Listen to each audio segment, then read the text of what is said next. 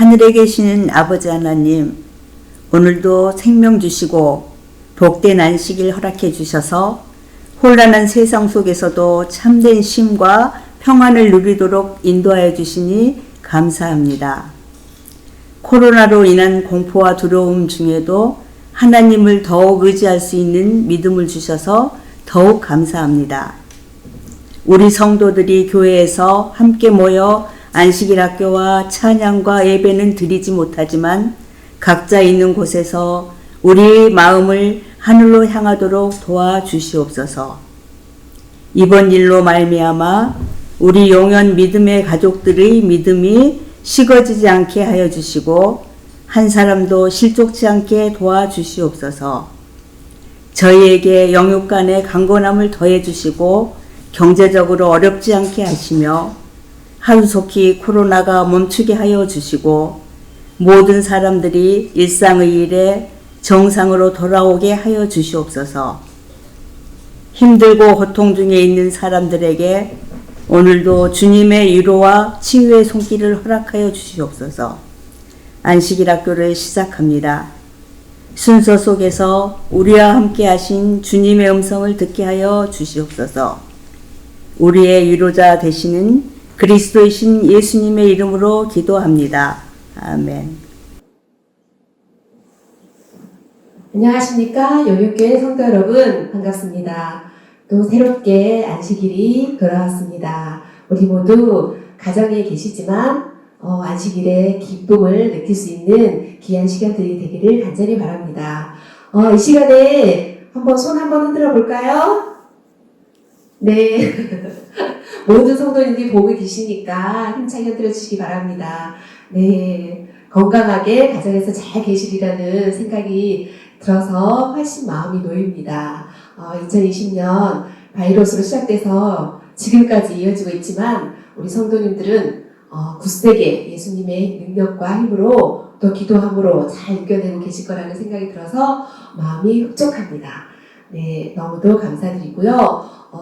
이제 몇 주 안 남은 것 같습니다. 우리 빨리 돌아와서 하나님의 전에서 우리 예수님께 더 높이 찬양하는 그런 귀한 날들이 빨리 돌아오기를 우리 간절히 기도해 보도록 하겠습니다.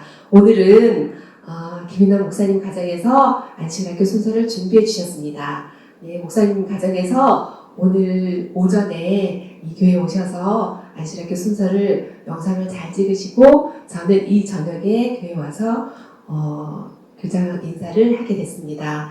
그동안은 집에서 가정에서 영상을 찍었는데 여러분들께 또 교회를 보여드려야 되는 그런 생각이 들어서 오늘은 교회에 와서 아름다운 교회를 바라보면서 우리 성도님들 마음속에 기쁨을 느낄 수 있는 시간이 되기를 간절히 바라는 마음으로 이곳에 나와서 인사를 하게 됐습니다. 이 시간에 목사님 가정을 통해서 귀한 시간 또 귀한 은혜 받는 시간 될 수 있도록 간절히 바랍니다. 영양교회 믿음의 가족 여러분, 그동안 평안하셨습니까? 코로나19 사태로 말미암아 교회에서 예배를 드리지 못한 지가 벌써 한 달이 지나가는 것 같습니다. 우리 성도님들 보고 싶고 또 아주 많이 그리워지네요. 저는 이번 코로나19 사태로 몇 가지 좀 느낀 점이 있습니다. 여러분들도 다 경험하셨지만 우리가 처음 겪는 이런 일,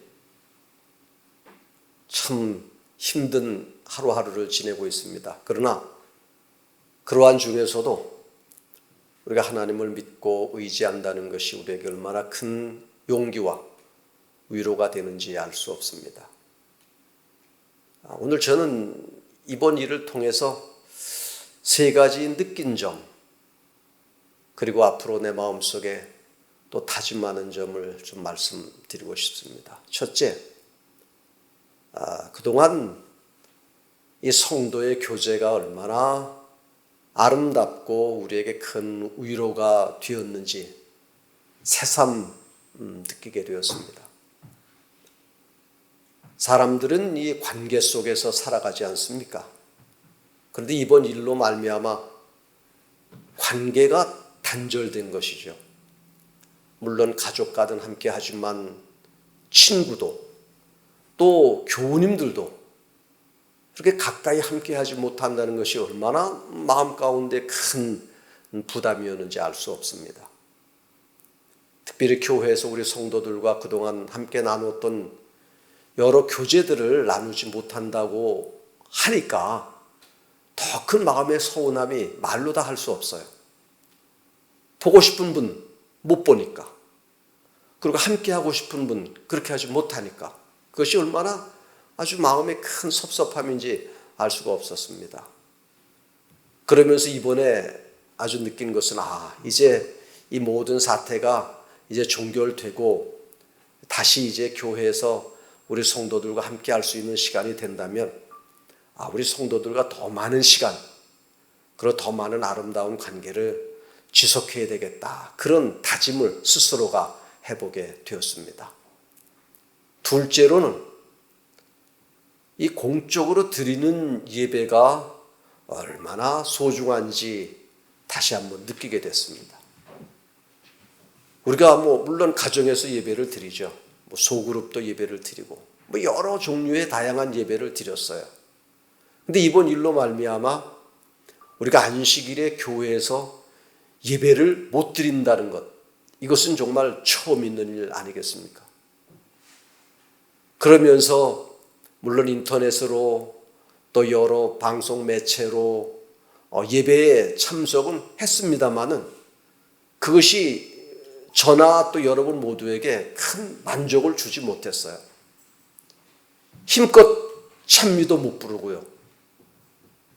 또 설교 말씀도 직접 대면해서 듣지 못하고요. 물론 예배를 드리지만은 그것이 마음에 큰 감동과 감격을 주지 못한 점이 그동안 너무 아쉬웠습니다.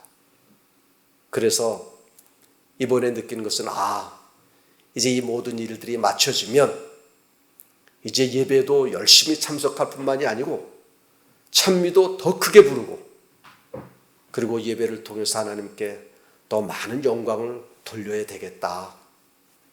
마지막 때가 될수록 모이기를 피하는 어떤 습관도 담지 말라고 하신 말씀처럼 더 모여서 이제 하나님께 예배에 더 열심히 해야 되겠다. 그런 다짐을 해보게 됐습니다. 마지막 셋째로 이번 일들을 통해서 제 마음속에 다짐한 것은 이제 신앙의 홀로서기를 위해서 더 철저하게 준비해야 되겠다. 그런 마음의 다짐을 갖게 됐습니다. 이제 앞으로 우리에게 어떠한 일이 일어날지 모릅니다. 이 일보다 더한 일이 일어날 수 있어요. 교회에서 드리는 공적인 예배를 못 드리게 할 뿐만이 아니고 우리의 신앙의 여러 위기와 위험들을 만날 수가 있습니다. 그러한 때에 우리가 어떻게 믿음을 지키고 하나님과 나와의 관계를 바르게 할 것인가? 전 이번 일을 통해서 이 문제에 대해서 아주 많이 생각하게 됐습니다.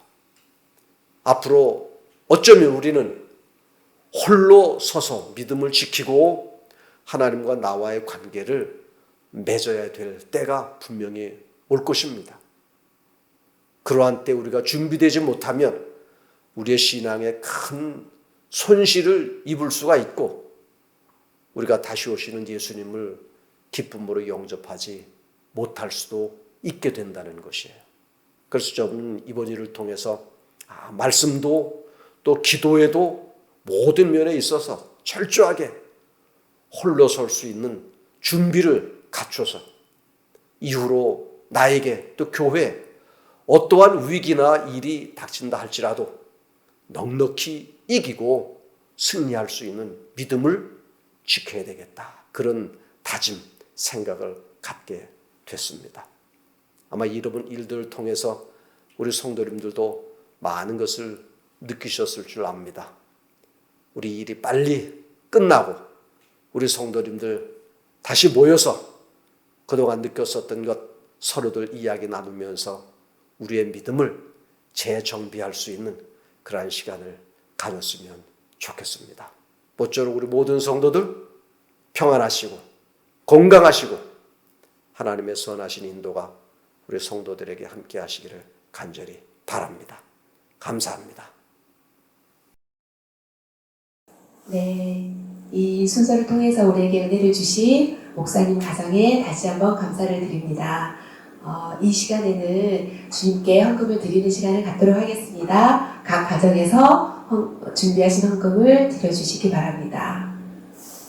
네, 그리고 이 시간에는 이번 일주일 동안 생일을 맞이하신 우리 한 집사님을 소개해드리겠습니다. 박상원 집사님이 생일을 맞이하셨습니다. 축하드립니다. 네, 이 시간에는 김인호 목사님 가정에서 제가 보기에는 김인호 목사님께서 계속 준비를 하신 것 같아요. 준비해 주신 특창을 들으시고 목사님의 기도를 들으시고 오늘 한 시간 교순서를 마치도록 하겠습니다. 감사합니다.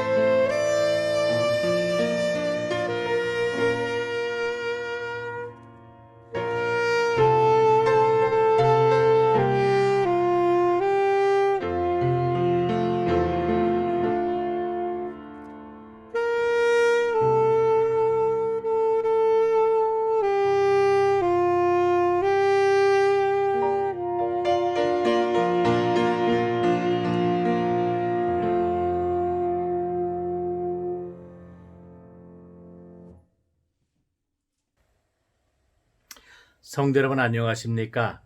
어떻게 재림마을과 영현 안실학교 방송을 통하여 교과 공부 안실학교 특성까지 잘 시청하시는지 모르겠습니다. 아무쪼록 오늘도 이렇게 영상으로 우리 성도님들의 가정을 찾아뵙지만은 주님께서 우리 모든 교우님들의 가정마다 지켜주시고 건강 허락해 주시기를 간절히 소망합니다.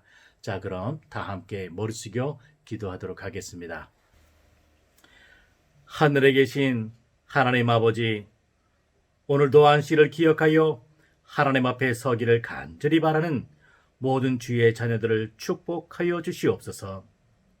전 세계적인 재난으로 인하여 우리의 모든 일상이 틀어져 앞날을 내다볼 수 없게 되었을 때에 하나님의 자녀들로 낙심하지 않도록 도와주시고 길을 인도하여 주시옵소서. 특별히 가정마다 가정 경제를 축복하여 주시옵소서. 그래서 먹을 것과 입을 것과 마실 것으로 인하여 어려움 당치 않도록 도와주시고 시험 받지 않도록 허락하여 주시옵소서. 이러할 때에 나의 힘을 의지할 것이 아니라 오직 주님만이 나의 참된 소망이 됨을 알게 되어 주님을 더욱 의지하는 우리 모든 성도 되게 도와주시옵소서. 이제 안식일을 마치고 설교 예배로 들어가게 될 때에 비록 각 가정에서 드리는 예배이지만 이 예배가 주님 앞에 거룩한 예배가 되게 도와주시고 축복받는 제단 되게 허락하여 주시옵소서. 이 모든 말씀 사랑과 은혜가 많으신 우리 주 예수님 성호 받도록 기도드리옵나이다. 아멘.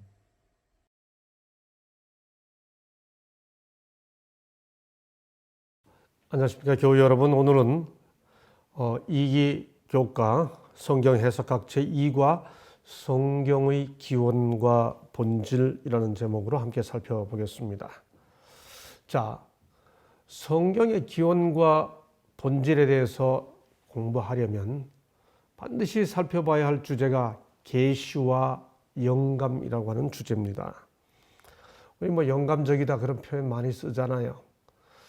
그런데 이 단어가 정확히 무슨 뜻일까요? 여러분, 영감이라는 단어가 성경에 나올까요?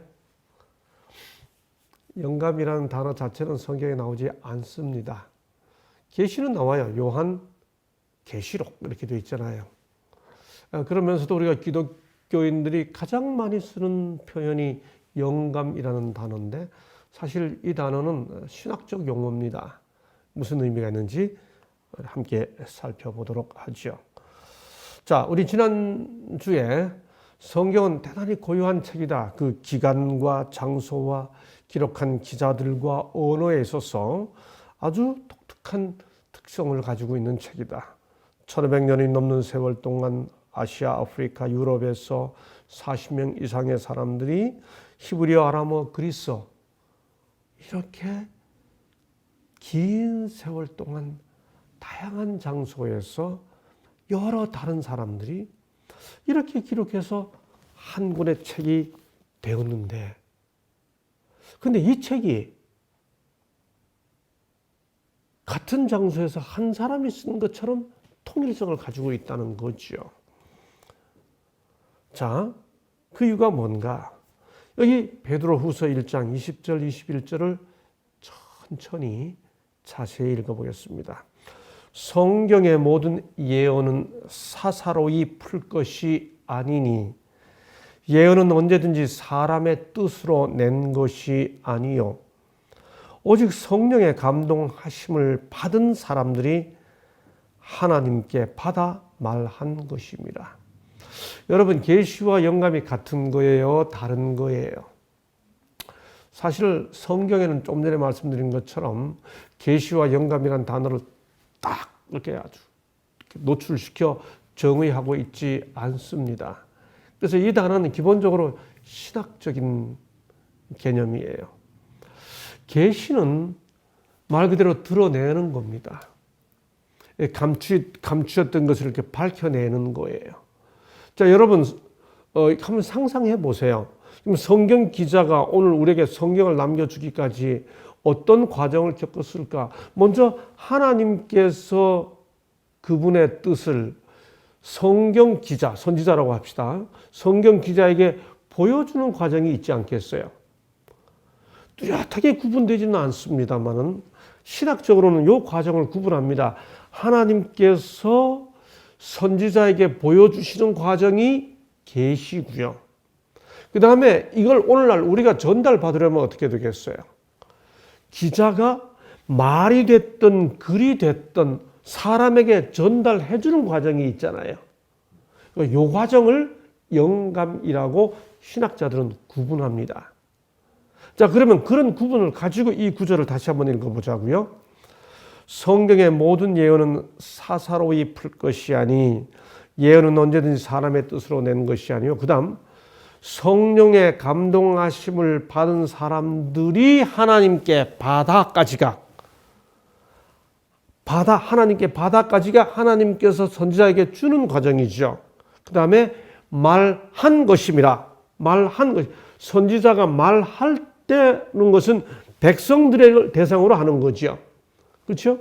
그러니까 성령의 감동하심을 받은 사람들이 하나님께 받는 과정까지가 계시고 그 받은 것을 백성들에게 전하기 위해 말로 하든 글로 하든 전하는 과정이 영감이에요. 이때 작용하는 게 영감입니다. 근데 같은 성령께서 지배하시는데 성령께서 선지자에게 보여줄 때는 계시고 같은 성령께서 선지자가 백성들에게 전달해 주는 과정에서 역사하시는 것을 영감 이렇게 구분하는 겁니다. 이게 신학적 용어예요. 자, 그러면 성경은 어떤 의미에서 성령의 감동하심을 받아 하나님께 받았다고 하는 의미에서 사람의 뜻으로 낸 것이 아닌 겁니다. 그 다음 받아서 성령께서 역사하시면서 말했기 때문에 성령께서 말하게 한 방법대로 그 뜻을 풀어가려면 사사로이 풀면 안 되는 겁니다. 정리되시죠? 이 베드로후서 1장 20절 21절 요 짧은 구절 속에 성경이라고 하는 책이 어떻게 기원하였으며 어떤 본질을 가지고 있는지, 여기 성경의 기원과 본질이잖아요. 가지고 있는지를 아주 압축해서 보여주고 있습니다.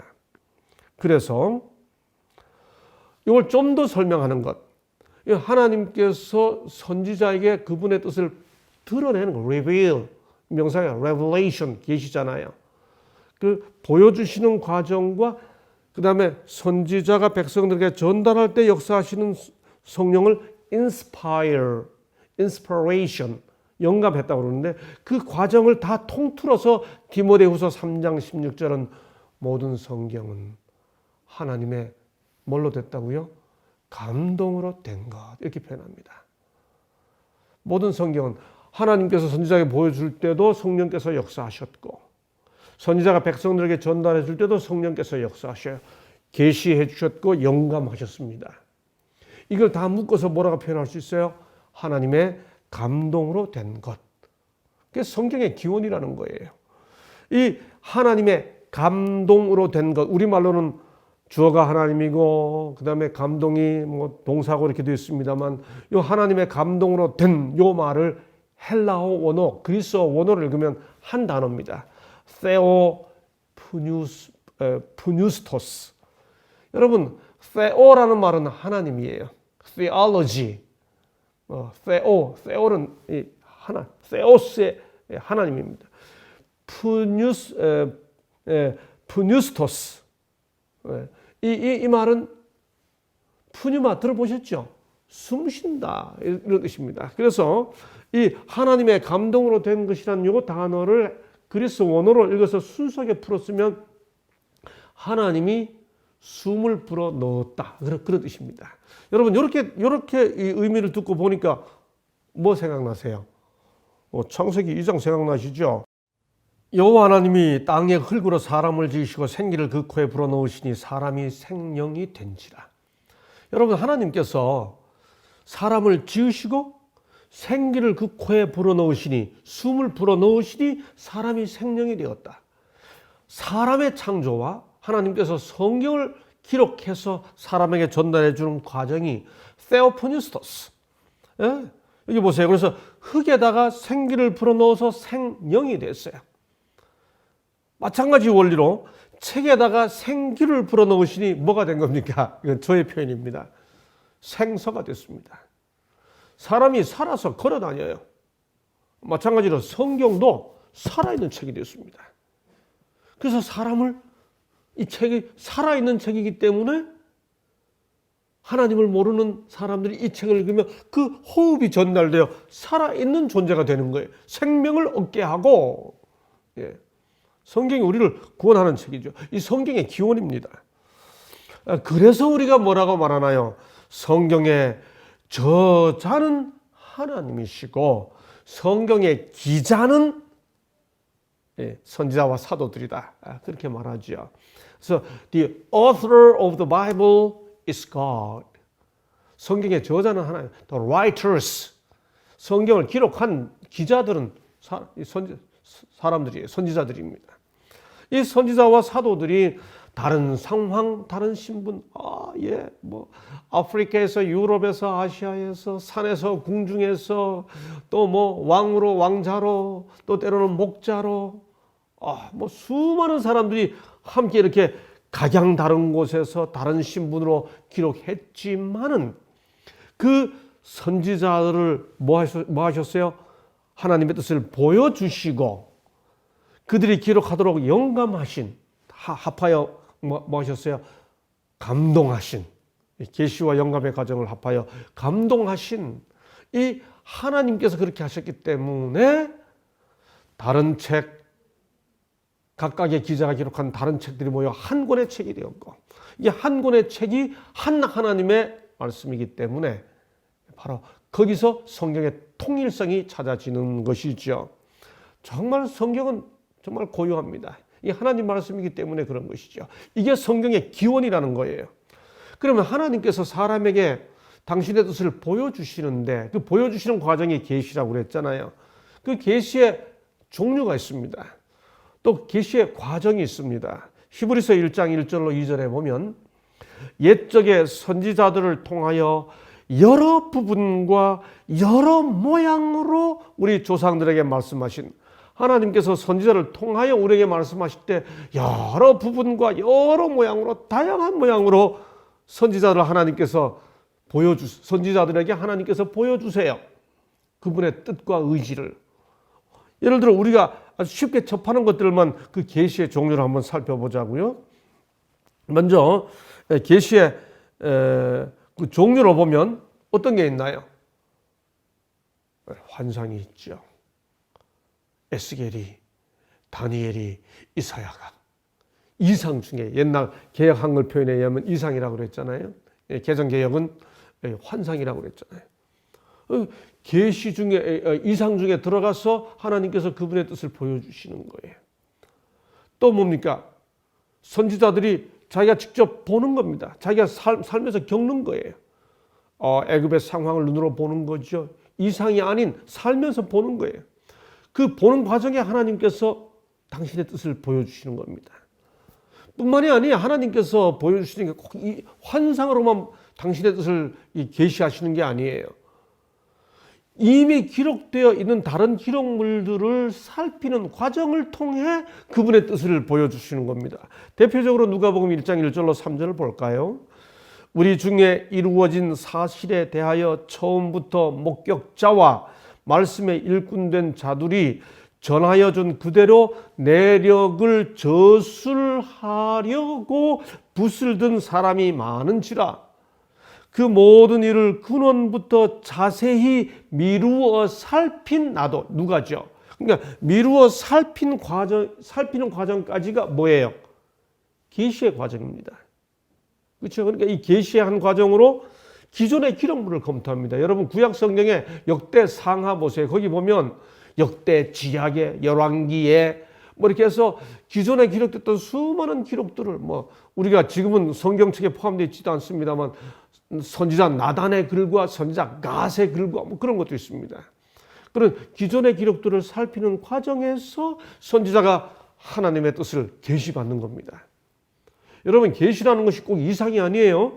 기존 기록물을 살피는 것도 계시의 과정이에요. 그다음에 미리 말씀드립니다만 그렇게 살피는 과정까지가 계시라면 이제는 자기가 쓰는 과정이 있죠. 데오빌로 각하에게 차례대로 써 보내는 것이, 이 쓰는 과정이 영감의 과정으로, 성령께서 영감으로 역사하셔서 쓰는 과정이죠. 이게 바로 누가복음인 겁니다. 살피는 과정이 있고 쓰는 과정이 있는 거죠. 이게 계시의 종류도 다양합니다. 그래서 계시는 어떻게 주어지는가? 기본적으로 우리가 잘 외우고 있는 성경절대로 아모스 3장 7절, 주 여호와께서는 자기의 비밀을 그 종 선지자들에게 보이지 아니하시고는 결코 행하심이 없으시리라. 기본적으로 하나님께서 선지자들에게 보여주시는 거지요. 근데 요한계시록 1장 1절은 이 과정을 조금 더 자세히 설명합니다. 예수 그리스도의 계시라. 이는 하나님이 그에게 주사, 성경의 기원, 계시의 기원이 아버지 하나님, 우리 주님이 예수님께서 요한에게 보여줬지만은 그 예수님께서 주님이 그분의 계시를 볼 때 아버지와 상관없이 한 게 아니라는 거죠.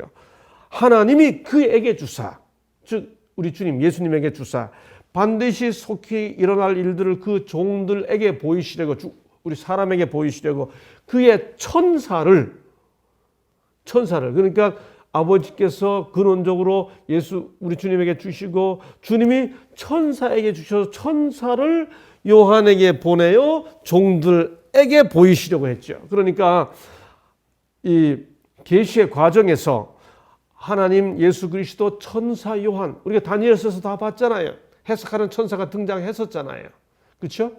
그러니까 그냥 줄여서 이야기하면 하나님이 선지자에게 주사, 요한 선지자에게 주사, 사도에게 주사, 사도 요한에게 주사, 선지자에게 주사라고 할 수 있는데 이 과정까지가 계시고 종들에게 주는 과정을 영감의 과정으로 말이든 글이든 이제 역사하는 거죠. 자, 그러면 이제 이 영감의 과정과 결과를 한번 살펴보자고요. 이 과정은 어떻게 나타나는가? 예, 선지자가 하나님께로부터 기별을 들은 다음에 이걸 사람에게 전달하려면 말이든 글이든 뭔가를 남겨야 됩니다. 그렇죠? 예, 이렇게 하나님의 뜻이 말이나 글로, 즉 언어로 나타나게 되는 과정이 결과가 기록으로 나타나는 거죠. 그 기록으로 나타난 것이 뭐예요? 성경이라는 겁니다. 계시와 영감의 과정을 거쳐 우리는 드디어 기록을 갖게 됐습니다.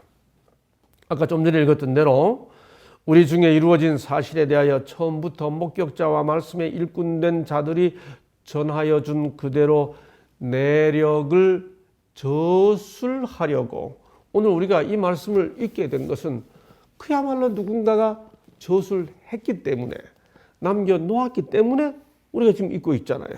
저술하려고 붓을 든 사람이 많은지라 이 모든 일을 근원부터 자세히 미루어 살핀 나도, 기록된 걸 살핀 나도, 이 과정이 또 계시 과정입니다. 데오빌로 각하에게 차례대로 뭐 하는 것? 써보내는 것. 예. 기록입니다. 예, 실제로 주님께서는 기회 있는 대로 곳곳에서 그의 종들에게, 선지자와 사도들에게 기록하라고 말씀하십니다. 출애굽기 17장 14절에 보면요, 아말렉 전쟁 기사가 나옵니다. 출애굽한 이후에 최초로 전쟁 기사잖아요. 그때 우리가 잘 알죠. 모세가 산에 올라가서 팔을 들면 이기고 팔을 내리면 패배지잖아요. 그때 아론과 훌이 옆에 와서 이렇게 모세의 팔이 내려가지 않도록 이렇게 붙잡아 주죠. 이 모든 이야기의 끝에 가서 14절에 주님께서 모세에게 뭐라 명하십니까? 너는 이것을 책에 기록하여, 그 다음 최초로 여호수아가 언급됩니다. 여호수아에게 외워 들리라. 우리는 여기서 뭐라 할 수 있는가 하면 하나님께서 이 아말렉 전쟁 때부터 여호수아가 모세의 후계자로 봉사하게 될 것을 결정하시고, 모세가 여호수아로 하여금 교육하도록 하기 위해 이걸 잘 기록했다가 여호수아가 다 외우도록 귀에 들려주라. 그렇게 여호수아가 거의 암기할 정도로 하기 위해 이 사건을 기록해둬라. 이렇게 말합니다. 우리는 여기서 하나님께서 기록하라고 지시하시는 그 목적이 잊지 않기 위한, 훨씬 그것이 상기하기에, 내용을 상기하기에 이게 아주 선명하기 때문이기도 하고, 하나님께서 기록하라고 처음부터 이렇게 명령하심으로써 누군가를 교육시키려고 하는 목적인 것을 알 수 있는 거죠. 출애굽기 24장 4절에서도 보면 뭐예요? 24장 4절은 25장에서 우리가 성소 지으라는 말이 나오잖아요. 24장에 보면 올라가서 제사장들과 함께 모세가 시내산에 올라가서 하나님을 만나기 직전 그 장면이 24장 4절인데, 그때 이 사건을 하나님께서 말씀하시면서 뭐라고 말씀하셨어요? 모든 말씀을 뭐하라? 기록하고. 출애굽기 34장에서 너는 이 말들을 기록하라. 제가 늘 우리 학생들에게 하는 말이 있습니다. 와가지고 교수님 그때 이런 말씀하셨습니다. 그래, 내가 한번 찾아볼게. 제가 기록을 엽니다. 그러면 학생이 하는 이야기하고 제가 기록이 좀 다른 경우가 있죠. 그래서 제가 이렇게 말하죠. 기억보다 정확한 게 기록이야. 제가 그렇게 표현합니다. 제가 우리 기록 이야기 나오니까 제가 가끔 수업 시간에 우리 학생들에게 하는 말이 있습니다. 저는 언제부턴가 제가 설교문을 거의 씁니다. 안녕하십니까부터 바랍니다까지 이렇게 설교문을 쓴 다음에 설교문을 앞에다 놓고, 지금 보시는 것은 요즘 제가 PPT로 만듭니다만, PPT로 만들어서 이렇게 하죠. 그러나 교우님들 지금 보시는 것처럼 제가 이 PPT 내용에 문자적으로 매이지 않습니다. 우리 복음교역자 165페이지인가 보면 이 설교록을 그대로 읽는 목회자에 대해서 성령께서 역사할 틈이 없도록 하는 것에 대해서 이즈 와이시 아주 이렇게 약간 책망하듯이 권면한 내용들이 잘 나와 있죠. 성령께서 역사하셔야 합니다. 그렇죠? 그런데 기록은 성경이 우리들에게, 하나님께서 우리에게 권하는 권면이에요. 어떤 우리 학생들을 보면 설교 말씀 준비하면서 아무 기록 없이 딱 성경 한 권 들고 나가서 딱 하시는 분들이 있어요. 그런 모습 보면 여러분, 말씀이 권능이 있다 이런 느낌 드세요. 자기 다 외우고 있고 다 암기한다고 나 지혜롭다고 하는 걸 막 이렇게 데몬스트레이션 하는 것 같아요. 시위하는 것 같아요. 모르겠어요. 뭐 은혜, 그렇게 해서 은혜 받을 수 있는 분도 계시겠지만은, 말씀 앞에서 우리는 기본 그 사상의 흐름을 놓치지 않도록 잘 정연하게 기록하는 거 참 필요합니다. 이 모든 말씀을 하나님의 율법책에 기록하고, 또 예레미야 30장 2절 내가 내게 일러준 모든 말을 책에 기록하라. 신약에 와서 요한계시록에서 내가 보는 것을 두루마리에 써서 내가 본 것과 지금 있는 일과 장차 될 일을 기록하라. 이 말은 신실하고 참되니 기록하라. 그렇죠? 그 기록하라는 하나님의 말씀 때문에 그 영감의 말씀이 오늘 이렇게 성경으로 남게 된 것이 아닙니까? 여러분, 이러다 보니 이 기록의 모든 과정에 성령께서 역사하셔서 영감하셔서, 그렇죠? 그걸 영감이라 표현한다고 말씀드렸죠. 하시니까 성경의 기원이 다양한 저자가 다양한 기간에 다양한 장소에서 기록했지만은 그 기원은 하나님이시고 한 하나님이 남기신 것이 되기 때문에 통일성을 가지고 있는 거죠. 저는 그래서 그걸 이렇게 표현하기 좋아합니다. 다른 역사, history입니다. 다른 역사, 같은 역사. 하나님께서 역사하사 할 때 그 역사와 우리가 역사 속에서 발견하는 할 때 그 역사가 다르잖아요. 말씀이 다른 역사적 배경 속에서 기록됐는데도 같은 성령께서 역사하신 겁니다. 예를 들어 그래서 신명기 32장 11절 12절 보세요. 그 날개를 펴서 새끼를 받으며 그 날개 위에 그것을 없는 것 같이 여호와께서 홀로 그들을 인도하셨고, 모세가 이 출애굽 과정을 다 마무리해가면서 아까 신명기 32장 말씀드렸죠. 마지막 노래 그 끝에서 이스라엘 백성을 구원한 것을 날개 위에 업었다 했습니다. 근데 출애굽기 19장 4절에서 막 출애굽이 시작될 때 모세가 뭐라 말했어요? 나의 애굽 사람에게 어떻게 행하였음과 모세를 통해 하나님께서 말씀하시기를 내가 어떻게 독수리 날개로 너희를 물론 이거는 신명기와 출애굽기는 같은 모세니까 기록해서 이렇게 했겠죠 할 수 있어요. 여러분 그런데 계시록 12장 14절에 보니까 그 여자가 큰 독수리의 두 날개를 받아. 여러분 그래서 우리는 출애굽기와 신명기와 요한계시록이 전혀 다른 책이고 긴 역사적 간격을 가지고 있지만은 이 말씀이 한 말씀이라고 하는 의미 때문에 요한계시록 12장에 나오는 독수리의 두 날개를 받아라고 하는 이 의미가 출애굽기에 가서 독수리의 날개로 너희를 업어 출애굽의 의미처럼 신명기 32장에 나오는 것처럼 날개 외에 것을 없는 것 같이 라고 하는 것과 같은 사상적 맥락을 가지고 있다는 사실을 알 수 있고 받아들이게 되는 거죠. 한 하나님께서 다른 역사적 배경 속에서 같은 성령께서 역사하셔서 이런 기록을 우리에게 남겨주신 것이죠. 그래서 우리는 뭐라고 말할 수 있는 겁니까? 로마서 15장 4절 바울의 표현처럼 무엇이든지 전에 기록된 바는 우리의 교훈을 위하여 기록된 것이니 우리로 하여금 인내로 또는 성경의 위로로 소망을 가지게 함이니라. 로마서 15장 4절. 저 옛날에 어떤 사람이 아무 상관없이 쓴 기록이 아니라는 겁니다. 이게 성경의 기원이 하나님께서 주셨기 때문에 그런 것이죠. 정말 성경은 정말 놀라운 책입니다. 밤낮이 아니라 평생 읽어도 그 깊이를 다 알 수 없는 책이 성경이죠. 대쟁투 5쪽에 있는 말씀입니다.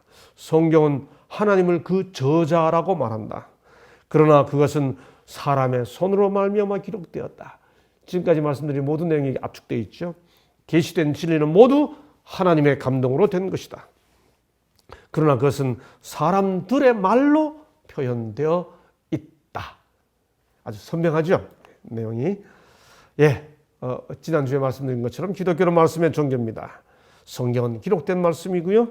예수님은 육화된 말씀이고 성육신하신 말씀이고 설교는 선포되는 말씀입니다. 이 기록이 하나님의 뜻을 나타냈다고 하는 의미에서 성육신하신 말씀이신 예수님이 기록된 말씀을 우리들에게 적용하고 설명해 줄 때 그 말씀이 함께 연결되었을 것임은 말할 필요도 없죠. 그래서 예수님께서 이 땅에 오셔서 성육신 하신 말씀이신 우리 주님이 기록된 말씀을 가지고 사역을 하실 때 그분이 기록된 말씀과 성육신하신 말씀이 어떤 상관관계가 있는지를 나타내주는 중요한 두 가지 공식이 있습니다. 그 중에 첫 번째가 헬라어로 게그랍타이라고 합니다. 우리가 잘 아는 기록되었으되라고 하는 겁니다. 게그랍타이. 이런 표현은 상식으로 우리 교우님들 좀 기억해 주셨으면 좋겠습니다. 성경 해석학을 하는 모든 신학도들이 이 용어는 상식처럼 암기하도록 부탁을 합니다. 게그랍타이, 그라포라고 하는 단어에서 게그랍타이, 수동태입니다. 수동태 분사이기 때문에 게그랍타이라고 합니다. 기록되었으되. 해석학을 공부하는 사람들은 다 이 용어를 압니다. 자, 마귀가 예수님을 시험할 때 예수께서 게그랍타이 하고 첫 번째 시험을 물리치셨죠. 그러니까 마귀가 자기도 내가 만일 하나님의 아들이어든 뛰어내리다 게그랍타이 하고 자기도 이렇게 기록되었을 때를 인용합니다. 그때 주님이 하신 말씀 또 게그랍타이 또 기록되었을 때 무슨 말씀이에요? 당신이 성육신하신 말씀이시지만은 당신의 권위로 마귀를 물리치지 아니하시고 기록된 말씀을 인용하시면서 마귀를 물리칩니다. 마귀는 예수님을 시험하기 위해 자기도 그랍타이하고 인용합니다. 여기서 우리는 뭘 알 수 있나요? 유혹하는 마귀도 유혹을 물리치는 예수께서도 주님마저도 이것을 유혹하려면 말씀을 인용해야 되고 물리치려면 말씀을 인용해야 된다는 사실을 확실하게 하고 있음을 확인할 수 있는 것이죠. 예수님은 이 땅에서 말씀을 전하실 때 늘 이렇게 기록된 말씀을 근거로 이게 하나님의 말씀이기 때문에 성경 전체가 다 한 하나님의 말씀이라는 사실을 알기 때문에 이게 성경의 기원이 하나님이신 것을 주님이 인정하시고 확실히 믿기 때문에 당신의 말로 하지 아니하시고 사람의 말로 하지 아니하시고 다 기록되었으되라고 인용하고 있는 것이죠. 이건 성경의 기원이 하나님이라는 사실을 확실하게 해주는 공식이 게그랍타입니다. 기록하였으되 이 백성이 입술로는 나를 존경하되 마음은 멀도다. 엘리야가 왔으되 기록된 바와 같이 기록된 바 내 집은 기도하는 집이라. 인자는 자기에게 대하여 기록된 대로 가거니와 오늘 밤에 너희가 다 나를 버리라. 기록된 바. 주님의 사역의 삶의 구석구석에서 이게 메시아, 우리 지난주 공부했던 메시아 예언 구절들이죠. 주님 자신이 당신의 삶의 사역을 구약에 기록된 여러 다양한 저자들의 기록을 가지고 다 당신의 사역을 설명하고 있는 겁니다. 왜요? 성경이 하나님 말씀이라고 하는 사실을 전제하기 때문에 이렇게 표현하고 있는 것이죠. 오늘 밤에 너희가 다 나를 버리리라. 기록된 바. 이렇게 합니다. 두 번째 공식이 뭔가 하면 똑같은 내용인데요. 주님이 기록된 바라고도 하시고 선지자로 하신 말씀을 이루려 하심이라. 이 이루려 하심이라 한 말이 플레이로세이입니다. 헬라어로. 게그랍타이 플레이로세이. 이 두 단어입니다. 플레이로세이. 게그랍타이 플레이로세이. 이 두 공식이 해석학에서 성경 해석학에서 성경이 하나님의 기록이다라고 하는 것을 전제로 주님께서 말씀하신 두 가지 공식이기 때문에 우리 성경 해석학을 강의하는 모든 학생들에게 이 두 가지 용어를 반드시 기억하도록 우리 교사들이 부탁합니다. 예, 선지자로 하신 말씀을 이루려 하심이라 이렇게 말합니다. 예, 마리아에게 잉태하신 것도 헤롯을 피해 애굽으로 가신 것도 나사렛을 떠나 갈릴리로 가신 것도 병자들을 고쳐주신 것도 교훈을 비유로 말씀하신 것도 표적에도 사람들이 믿지 않는 것도 예루살렘 입성시에 나귀를 타신 것도 이 모든 구절 끝에 이루려 하심이라 플레이로세이라는 표현이 나타납니다. 이 모든 게 다 무슨 뜻인가요? 게그랍타이와 플레이로세이는 성경이 한 하나님의 영감에 의한 기록이라고 하는 성경의 기원이 하나님께 있다고 하는 사실을 전제하고 말씀하시는 예수님의 방법입니다. 예, 이루려 함이니라.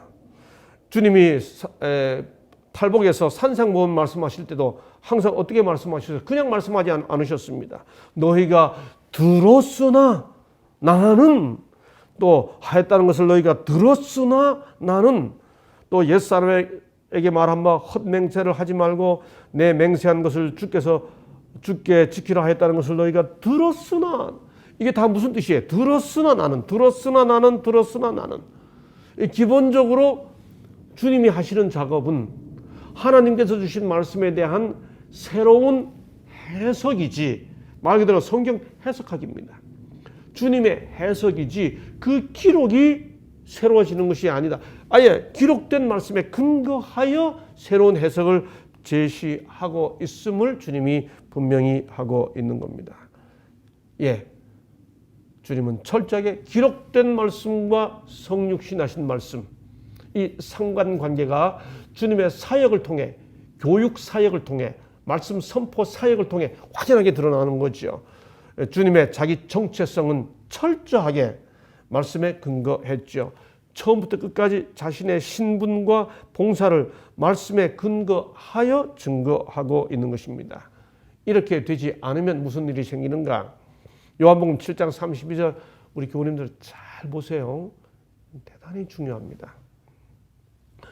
무리 중에 많은 사람이 예수를 믿고 말하되 그리스도께서 오실지라도 여러분 뭐 이상하지 않으세요? 이게 정말 이상한 말입니다. 예수를 믿는다는 건 뭘 믿는 거예요? 예수를 믿는다는 말은 그분이 그리스도이심을 믿는 겁니다. 그래서 우리가 예수 그리스도 이렇게 말하잖아요. 우리가 다니엘서 강의할 때 제가 말씀드린 것처럼 예수께서 그리스도이심을 전하고 가르치는 겁니다. 그게 모든 사역의 사도행전에 나오는 모든 바울 사역의 핵심이에요. 예수께서 그리스도이심을 선포하고 가르칩니다. 그런데 이 사람들이 예수님께서 계실 때 예수님 말씀을 듣고 예수님이 하는 모습을 보고 믿었어요. 근데 무리 중에 많은 사람이 예수를 믿고 말하되 그리스도께서 오실지라도 그 행하실 표적이, 그러니까 이 사람들이 예수를 왜 믿었어요? 말씀 보고 믿은 게 아닙니다. 표적 보고 믿은 겁니다. 아, 이 사람 그리스도가 아니어도 상관없어. 이 사람이 행하는 표적을 보니까 이 사람 믿어야 되겠어. 이렇게 하고 믿은 겁니다. 예수를 믿되 표적 보고 믿었어요. 뭘 근거하지 않고요. 그 다음입니다. 혹은 그리스도로 하며 어떤 이들은 그리스도가 어찌 갈릴리에서 나오겠느냐. 성경에 이르기를, 누군가가 예수를 믿자고 하는 사람들에게 성경을 근거로 확인하는 사람이 문제 제기한 겁니다. 오, 그리스도는 다윗의 씨로 다윗의 살던 촌 베들레헴에서 나오리라 하지 아니하였느냐고, 성경 기록과 기록된 말씀과 성육신 하신 말씀을 지금 일치시키면서 확인하려고 하는 문제 제기를 하니까, 야, 그런 게 무슨 상관이야. 이 사람 하는 거 보면 못 믿겠어. 이렇게 말하면서 예수를 인하여 무리 중에서 쟁론이 되는 겁니다. 기록된 말씀을 성육신 하신 말씀으로 일치시키지 못하면서 나타나는 현상인 거죠. 그래서 요한복음 7장에서 이 논쟁이 이어져서 8장으로 건너갔을 때 주님이 바로 그 사람들에게 하는 말씀, 그러므로 예수께서 자기를 믿은 유대인들, 어떻게 믿었어요? 우리는 여러분 성경 읽으실 때 잘 읽으셔야 합니다. 문맥을 따라 읽지 않으면 이 자기를 믿은 유대인들이라 하는 말을 좋은 사람이라고, 잘한 사람들이라고 생각할 수 있습니다. 이게 뭐예요? 말씀에 근거하여 예수를 믿지 않고 표적을 보고 믿은 유대인들입니다. 자기를 믿은 유대인들에게 이르시되 너희가 그 다음 잘 보세요. 내 말에 거하면 참 내 제자가 되고, 아직 참 제자가 아니라는 거죠. 진리를 알지니, 진리를 모르고 지금 표적 보고 있다는 거죠. 진리가 너희를 자유케 하리라. 성육신 하신 말씀을 보고 내 제자가 되겠다고 하면 진리를 알고 내 말에 거하고, 그래야 참 제자가 된다. 이들이 결국 어떻게 했나요? 이 말 듣고 예수님을 반대하죠. 그래서 주님이 그들이 예수님에게 저항하자 너희는 너희 아비 마귀에게서 났으니 이렇게 말씀합니다. 그들이 예수님을 끌고 가서 낭떠러지 밑으로 끌고 가려고 하지 않습니까? 한마디로 말하면 말씀에 근거하지 않고 예수를 믿은 유대인들이죠. 그러므로 우리 교과 책에서 잘 말하고 있는 것처럼 기록된 말씀은 곧 성육신 하신 말씀과 일치됩니다. 그렇죠? 같은 말씀이에요. 그래서 어떤 사람들이 예수님을 알아봤어요? 빌립과 나다나엘입니다. 빌립이 나다나엘과 만나서 할 때 두 사람이 하는 대화를 보세요. 그냥 메시아 만났다 그렇게 하지 않죠. 모세가 율법에 기록하였고 여러 선자가 기록한 이 말은 굉장히 의미가 있습니다. 모세가 율법에 기록하였고 여러 선지자가 기록한 기록입니다. 기록된 말씀을 통해 메시아가 누군지를 알고 있던 사람이 지금 나타난 예수 그리스도를 알아본 겁니다. 뭐예요? 그러니까 기록된 말씀을 해 메시아를 잘못 확인한 사람들은 진짜 메시아가 나타나던데 하고 메시아를 어떻게 확인해야 하는지를 모르는 겁니다. 다시 말해 기록된 말씀을 통해 성육신하신 말씀을 알아보는 거죠. 알아본 거죠. 예, 이건 굉장히 중요한 말씀입니다. 그렇죠? 예, 이게 바로 주님이 그렇게 하셨어요. 주님이 당신의 사역을 진행해 갈 때 언제나 말씀으로 기록되었으되 이루려 하십니다. 예, 그렇게 하셨습니다. 그 모든 게 다 기록이, 그 기록된 성경 말씀이 성령께서 하나님께서 계시로 주시고 계시로 영감으로 기록되었다. 계시와 영감을 통해 성령께서 감동하셔서 나타난 결과라고 하는 사실을 주님이 다 받아들였기 때문에, 그걸 전제했기 때문에 이렇게 하신 것이죠. 예, 성육신 하신 말씀인 예수께서는 기록된 말씀으로 자신을 알아본 이를 알아보시죠. 그래서 나다나엘 보고 참 이스라엘 사람이라 이렇게 말씀하셨죠. 이 성경을 이해하려면 고로 예수 그리스도를 어떻게 해야 됩니까? 하나님을 어떻게 됩니까? 믿음으로 받아들이게 되는 것이죠. 말씀에 기초한 믿음, 믿음으로 읽는 말씀 이렇게 되는 겁니다.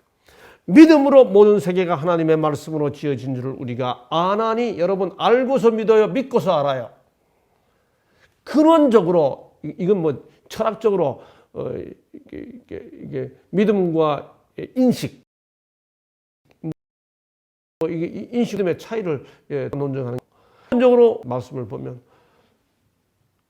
창세기 1장 1절에 태초에 하나님이 천지를 창조하시니라 이게 성경 첫 절이에요. 그렇죠? 창세기 1장 1절은 하나님은 이래서 이런 분이신데 이렇게 계시느니라. 이게 하나님의 존재를 설명하지 않습니다. 태초에 하나님이 천지를 창조하시니라. 계신 하나님이 무슨 일을 했는지를 딱 선언해 버립니다. 이걸 믿고 안 믿고는 성령의 역사에 내 마음을 여느냐 안 여느냐에 결정되어 있는 거죠. 그 사실을 받아들일 때 알게 된다는 겁니다. 믿음으로 모든 세계가 하나님의 말씀으로 지어진 줄을 우리가 아나니 보이는 것은 나타난 것으로 말미암아 된 것이 아니니라. 믿음이 없이는 하나님을 기쁘시게 하지 못하나니 라고 말합니다. 여러분 이게 성경의 기원이고 이게 성경의 본질입니다. 성경은 하나님께서 보여주신 것을 성령의 영감으로 기록된 것입니다. 그리고 그것이 오늘 다양한 모양으로 다양한 모습으로 기록된 것들이 오늘날 우리가 그것을 읽어나갈 때 어떻게 정확히 하나님의 뜻을 헤아리느냐라고 하는 것도 역시 믿음으로 성령의 역사를 구할 때 시작되는 것이죠. 이제 이번 주차에는 이런 개괄적이고 가장 근본적인 문제를 다시 한번 확인하면서 이제 성경의 특성들을 하나하나 더 깊이 살펴가고 이제 그래서 우리는 어떻게 성경을 해석해야 할지를 좀 더 체계적으로 견고하게 조직적으로 이해하고 깨닫고 그렇게 해서 우리 마음들을 주님께 드려서 성경을 읽어나가는 우리들이 좀 더 아주 튼튼한 기초에 서게 되는 말씀의 종들 또 말씀의 공동체가 되었으면 참 좋겠습니다. 그런 소망을 가지면서 오늘은 여기까지 하겠습니다. 감사합니다.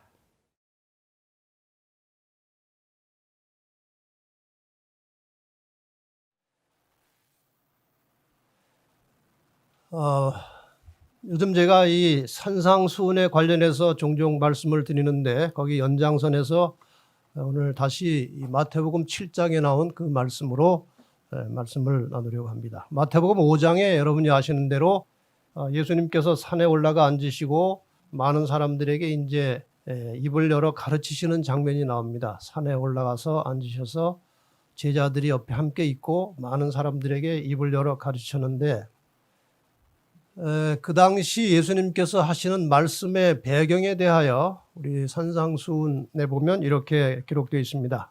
오직 새들의 노래만이 정막을 깨뜨리는 여름의 하늘 아래서 예수께서는 당신의 나라의 원칙, 하늘나라의 원칙을 설명하셨다. 그러나 이날의 사랑의 음성으로 사람들에게 말씀하시는 분께서는 신의 산에서 선포된 하나님께서 신의 산에 임재하셔서 이스라엘 백성들을 향해서 선포하신 그 율법의 원칙을 설명하고 계셨다. 그러니까 산상수훈은 별도의 새로운 메시지가 아니고 이미 신의 산에서 선포되었던 하나님의 말씀을 상세하게 쉽게 풀어서 다시 말씀하시는 것입니다. 우리가 이 신앙생활을 하다 보면은 율법이라고 하는 또 계명이라고 하는 말이 자주 많이 나옵니다. 근데 이것을 이 율법이 도대체 무엇이며 왜 필요한 것인가에 대해서 좀 이해하실 필요가 있어서 잠깐 설명을 드리겠습니다. 사람을 비유로 해서 이제 율법을 설명할 수가 있습니다. 성경절을 몇 절 보겠습니다. 에베소 4장 15절에 보면 오직 사랑 안에서 참된 것을 하여 범사에 그에게까지 자랄지라. 그는 머리니 곧 그리스도라. 예수 그리스도를 머리라고 말씀하셨습니다. 에베소 5장 23절에 보면은 이는 남편이 아내의 머리됨이 그리스도께서 교회의 머리됨과 같음이니, 그리스도께서 교회의 머리라고 말씀을 하셨습니다. 그리고 고린도전서 12장 27절에서는 너희는 그리스도의 몸이요 지체의 각 부분이라 그랬어요. 그러니까 이 사람에 비유하자면 이 머리는 예수 그리스도를 상징하는 것이고, 이것은 어떤 영적 세계를 말하고 있습니다. 반면에 몸은 그리스도인이고 이 육적인 세계에 속해 있는, 그러나 그리스도를 믿는 그리스도인을 가리켜서 몸 혹은 몸을 구성하고 있는 지체라고 표현을 하고 있습니다. 여러분이 저 사람을 보면 우리 스스로를 봐도 머리와 몸을 연결해 주는 게 뭐가 있습니까? 이 머리와 몸을 무엇이 지금 연결하고 있어요? 목이에요, 목. 이 목이 없으면 아무것도 못합니다, 사람. 그래서 사람을 옛날에 아주 잔인하던 시대에 사람을 죽일 때 참수형은 이 목을 잘라버리는 거예요. 아무것도 못합니다. 이 목이라고 하는 것은 이 몸에서 육적인 세계와 영적인 세계를 연결해 주는 역할을 목이 하듯이 우리 그리스도인과 그리스도, 이 육적인 세계와 영적인 세계를 연결시켜 주는 역할을 율법이 하는 것입니다. 예를 들어서 안식일을 기억하여 거룩히 지키라고 하는 계명에 따라서 우리가 이 자리에 모였어요. 이 안식일을 통해서 우리는 이 육적인 인간으로서 영적인 세계 하나님과 교통하고 영적인 세계의 말씀을 듣고 하나님과 연결되는 일을 이 율법에 따라서 하고 있는 것입니다. 그래서 설명을 하자면 육적인 인간이 영적인 세계와 연결이 되어서 영적인 삶을 유지하면서 영적으로 성장할 수 있는 방법은 하나님의 계명과 율법의 말씀을 따라서 충실하게 사는 것입니다. 이러한 구체적인 삶이 없으면 이 육적인 인간이 영적인 그리스도와 연결을 될 수가 없는 것이에요. 그만큼 이 율법은 신앙에 있어서 이 머리와 몸을 연결해 주는 목과 같은 역할을 하는 것입니다. 그래서 예수님께서 그분의 봉사 초기에 산에 올라가 앉으셔서 백성들에게 가르쳐 주신 이 산상수훈의 모든 말씀, 그 교훈들은 이 세상에 처해서 살고 있지만 하나님의 자녀로서 하늘에 속한 백성으로서 살아가는 사람들이 순종하며 지키며 살아가야 하는 천국 시민의 헌장과 같은 것입니다. 그래서 여러분께서 마태복음 5장, 6장, 7장에 나오는 그 산상수훈의 말씀을 아주 깊이 생각하면서 읽어보면 그것이 바로 천국 시민들의 라이프 스타일이에요. 그렇게 살라는 거예요. 왜 예수님께서 이런 말씀을 많이 하셨는가? 예수님 당시에 유대 사회의 분위기가 있어요. 이것을 우리가 잠깐 참고적으로 알 필요가 있습니다. 예수님께서 이 땅에 오셨을 때 유대 사회가 어떤 상태에 있었느냐? 하나님의 율법을 인간적인 수단과 방법으로 지키기 위해서 수많은 관례와 규정과 규칙을 만들어 놓고 그것을 기준으로 해서 다른 사람을 평가하고 비판하는 그런 분위기가 만연되어 있었습니다. 그러니까 어느 정도까지 극단적으로 이 사람들이 이런 인간적인 규칙을 만들어내는가 하면은 안식일을 지키는 일도 그 근본 정신은 잊어버리고 수많은 규칙과 규정을 만들어 놓은 거예요. 안식일 날은 5리 이상 걸으면 안 된다. 이렇게 정해 놓은 거예요. 그래서 그 이상 걸어 다니면 그건 정죄받는 거예요. 그 다음에 안식일에 집에 불이 나는데 집에 들어가서 짐을 들고 옷을 들고 나오면 그건 일하는 거예요. 근데 입고 나오면 또 괜찮아요. 이런 온갖 규례를 만들어가지고 굴레를 씌워서 사람들을 정죄하는 일을 하고 있었던 그 당시 분위기. 더 나가서 자신들은 은밀히 여러 가지 범죄를 저지르면서도 다른 사람의 조그만 잘못도 이해하거나 용서하지 못하고 지적하는 그런 위선과 외식에 빠져 있었습니다. 그 당시 사람들이. 더 나아가서 영적 교만심을 가지고 내 자신, 내 기분, 내 지식, 내 방법, 내 기준으로 다른 사람을 정죄하면서 자신의 의의를 세우는 유대인들 지도자뿐 아니라 백성들까지 그걸 배워가지고 그런 분위기가 그 당시 유대 사회를 지배하고 있었습니다. 이런 상태에서 예수님께서 팔복의 말씀을 잔잔하게 전하고 계시는 것이 마태복음 5장, 6장, 7장의 말씀이에요. 산상수훈에 나오는 모든 말씀들을 제가 샅샅이 살펴서 한 20가지로 정리해 봤습니다. 근데 이걸 뭐 제가 일일이 제가 설명할 시간은 없고 일단 산상수훈에 나오는 천국 시민들이 살아가야 하는 정신, 라이프 스타일의 그 생활 방식에 예수님께서 어떤 말씀을 하셨는지 간단하게 제가 제목만 이제 말씀을 드리겠습니다. 아시는 대로 시작은 마음이 가난한 자는 복이 있나니에서 8가지 그 복의 원리가 나옵니다. 복 있는 사람들. 그 다음에 세상 사람들에게 빛과 소금이 되라, 올바르게 행실을 하라는 것이죠. 율법이 폐했다고 생각하지 말고 계명에 충실한 사람들이 되라. 형제에게 분노하거나 욕을 하거나 원망 들을 일 하지 말고 형제들과 화목하게 지내라. 생각으로라도 범죄하지 말고 죄를 짓지 않도록 단호하게 결심하라고 그랬어요. 여기에서 하신 말씀이 내 눈이 너를 실족하게 하거든 눈을 빼버리라고 그랬어요. 손이 실족하게 되면 손을 잘라버려. 이것은 실제로 그러는 말이 아니고 그 정도의 각오로 자기의 생활 속에서 죄를 만들어내는 여러 가지 요소들을 단호하게 잘라버리라고 하는 그런 교훈의 말씀이에요. 헛맹세 하지 말고 그냥 말할 때는 옳다 아니다 정도로 이건 뭐 절대로 아니다. 이건 정말 내가 목숨을 걸고 말하는데 이것이 옳다. 이렇게 하지 말라니 그냥 자기 생각에 옳으면 옳다 아니면 아니다 정도로까지만 하라는 거예요. 다른 사람이 도움을 요청할 때 너그럽게 넉넉하게 베풀어 주라는 것입니다. 거기에 나오는 말씀이 오리를 가자면 십리를 가고 겉옷을 달라면 속옷까지 주라. 그런 말씀이 거기서 나오는 거예요. 원수를 사랑하라. 너희 아버지의 온전하심과 같이 너희도 온전하라. 하나님께서 모든 사람에게 다 물 주시고 비 주시고 또 햇빛 주시고 공기 주시듯이 너희도 모든 사람을 다 잘해주라는 거예요. 위선자가 되지 말라. 사람에게 보이려고 의를 행치 말고 자기 의를 자랑하지 말라.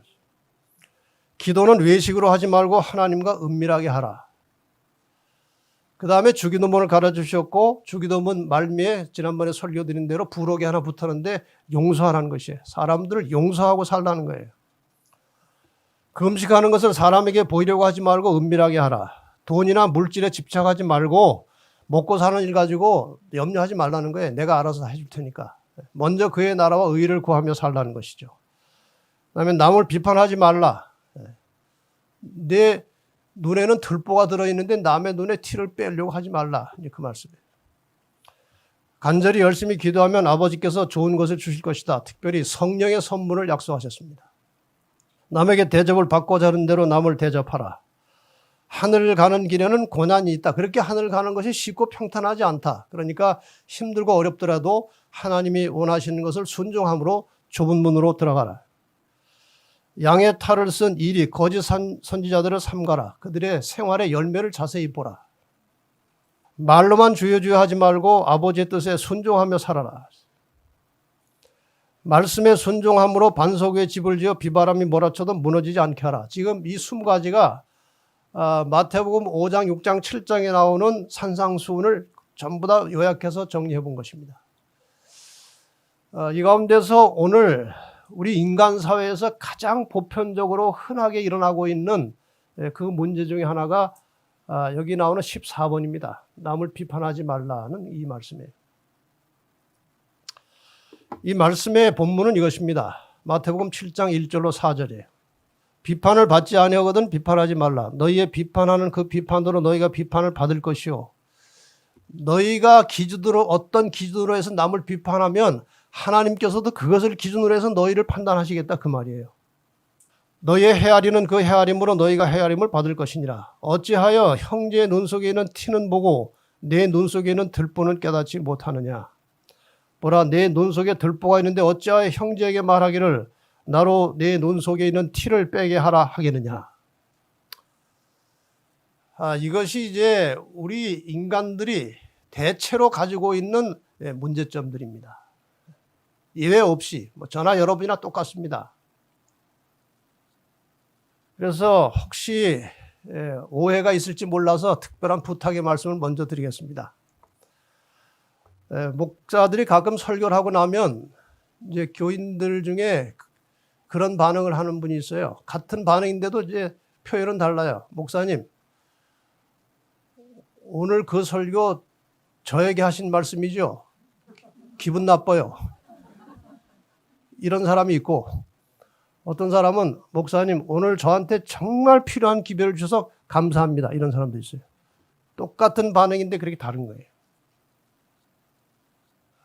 오늘 이 드리는 말씀은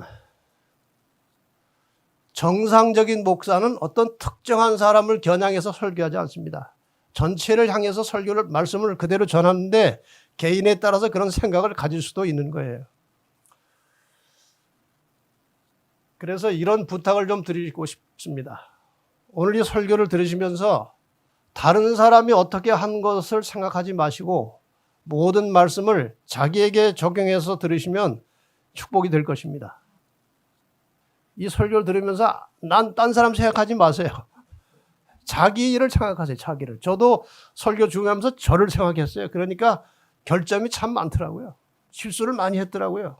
그러니까 그렇게 생각하시고 들으시면 아마 성령께서 이 시간에 충만히 우리에게 은혜를 주실 것입니다.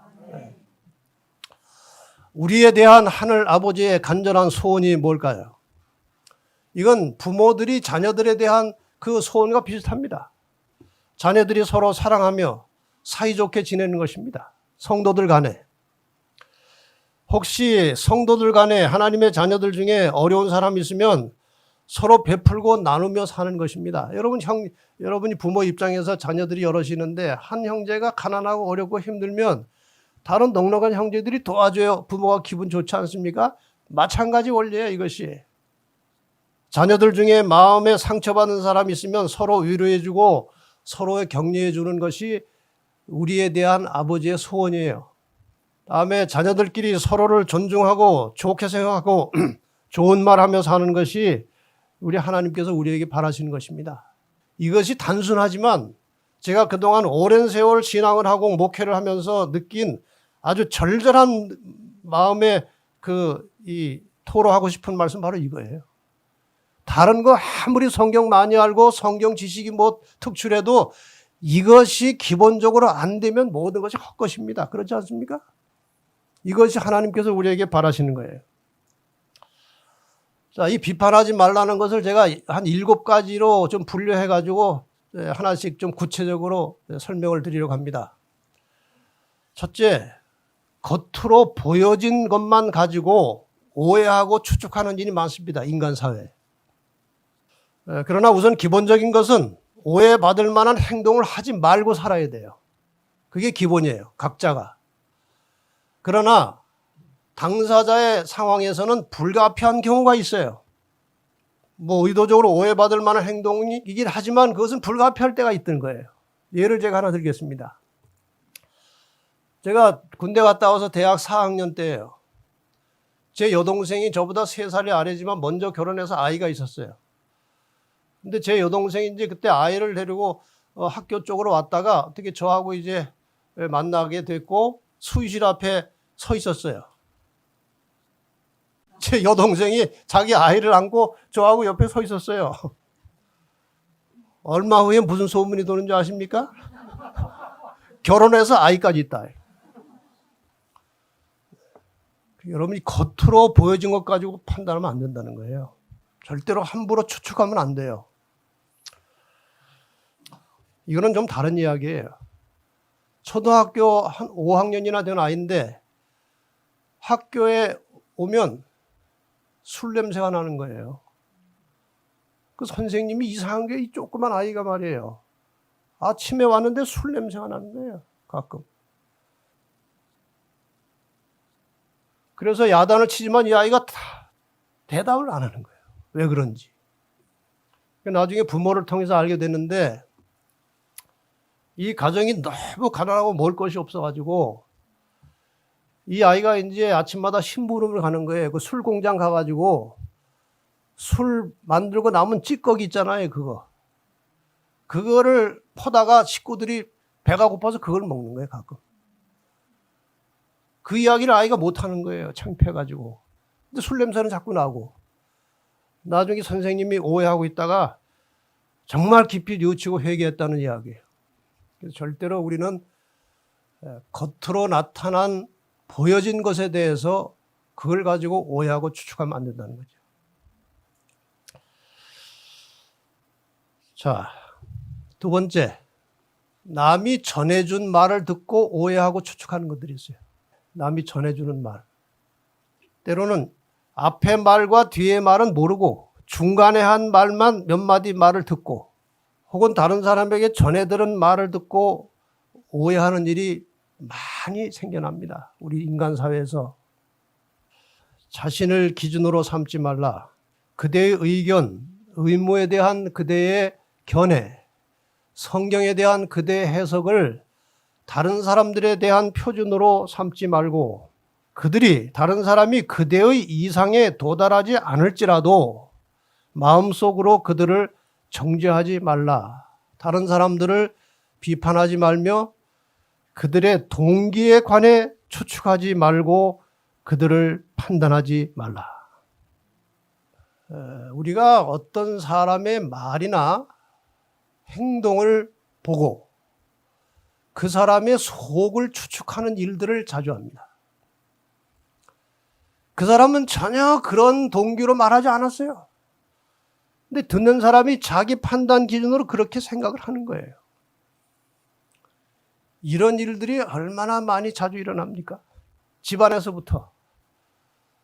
저도 어떨 때 집안에서 당신 이렇지 하고 얘기하는데 저는 전혀 아니에요, 그거예요.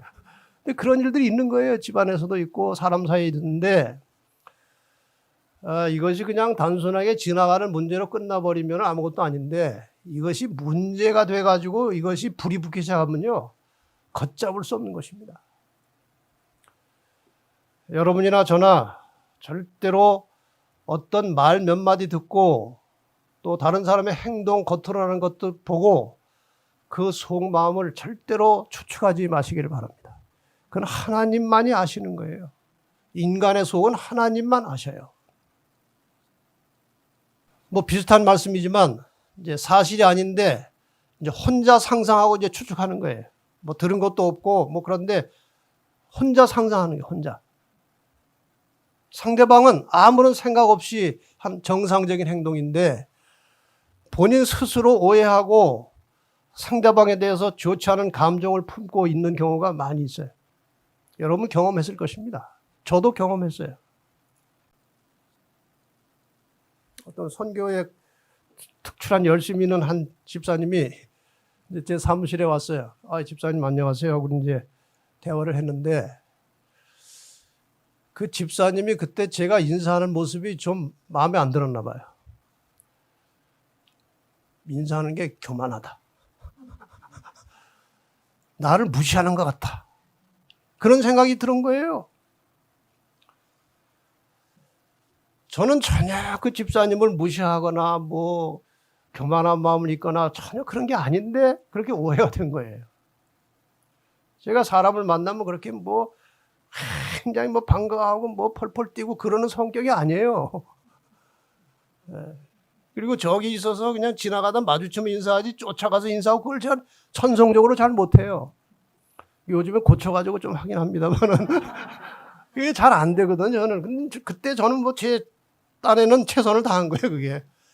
그래가지고 안 좋은 소문을 자꾸 내고 다니는 거예요. 근데 어차피 그분은 선교를 열심히 하고 저도 선교 책임 있는 사람이라 자주 접촉하고 만날 수밖에 없어요. 제가 이제 필요할 때 늘 도와드리고 뭐 격려도 해주고 그 전에 똑같은 모습으로 그냥 한 거예요. 근데 오래 시간이 지나면서 그때 자기가 오해를 했구나 그런 생각이 드는 거예요. 그래가지고 자기가 잘못 생각했다고 판단이 드니까 그 다음부터는 이제 여기저기 다니면서 저를 또 선전하고 다니는 거예요. 요즘 이제 뭐 활동을 같이 안 한 지가 오래됐지만 요즘도 종종 그 전에 저에게 콩가루를 얼마나 많이 보낸지 몰라요. 최근에도 뭘 하나 보냈는데 아직 못 먹고 있어요. 여러분, 절대로 사람을 그냥 보고 바로 자기 판단으로 오해하지 말라는 거예요. 그 사람이 전혀 다를 수가 있어요. 그리고 사람이 대개 판단 기준이 자기예요, 자기. 다른 사람의 상황을 보고도 추측해서 오해하는 것이 있는데 이것이 자기 기준 때문에 그래요. 절대 자기 기준으로 다른 사람을 판단하면 안 된다는 거죠. 확실한 사실을 모르고 혼자 나름대로 자기 기준으로 다른 사람을 오해하여 판단하는 일은 아주 나쁜 죄입니다. 절대로 그렇게 하시면 안 돼요. 고린도전서 4장 5절에 이렇게 말씀하셨습니다. 그러므로 때가 이르기 전 곧 주께서 오시기까지 아무것도 판단하지 말라. 재림 때까지 너희들 마음대로 판단하지 말라는 거예요. 하나님이 오셔서 다 알아서 할 테니까 너희들 판단하지 말라는 거예요. 그가 어둠에 감추인 것들을 드러내고 마음의 뜻을 나타내시리니 그때 각 사람에게 하나님께로부터 칭찬이 있으리라. 너희가 욕하던 사람이 칭찬받을 수도 있다는 거예요. 절대로 남 그렇게 함부로 판단하지 말라는 거예요. 로마서 2장 1절에도 비슷한 말씀이 나옵니다. 그러므로 남을 판단하는 사람아, 물론 누구든지 내가 핑계치 못할 것은 남을 판단하는 것으로 내가 너를 정죄함이니 판단하는 내가 같은 일을 행함이니라. 우리가 이런 실수를 얼마나 많이 합니까? 남을 판단한 그 일을 자기는 이미 했었고 또 할 것이고 그런 것들을 가지고 판단하지 말라 해요. 그러니까 비판하지 말라. 그 비판으로 너희가 비판을 받을 것이라는 말이 바로 그 말이에요. 너희가 이걸 기준으로 다른 사람을 정죄했느냐? 하나님께서도 그걸 가지고 너를 판단하시겠다 그 말이에요.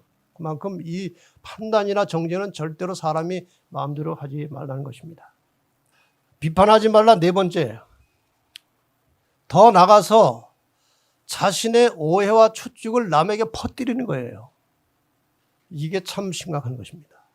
상대방에 대해서 자신이 오해하고 추측한 것을 거기다가 스토리를 또 이렇게 만들어가지고 그걸 소설을 쓴다고 그래요.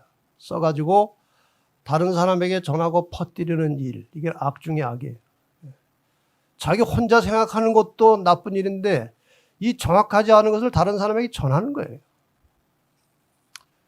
그러다 나중에 그게 아니라는 사실이 드러났어요. 아니면 말고 이미 상대는 엄청난 상처를 받고 쓰러져 있는데 아니면 말고 그러면 안 되죠.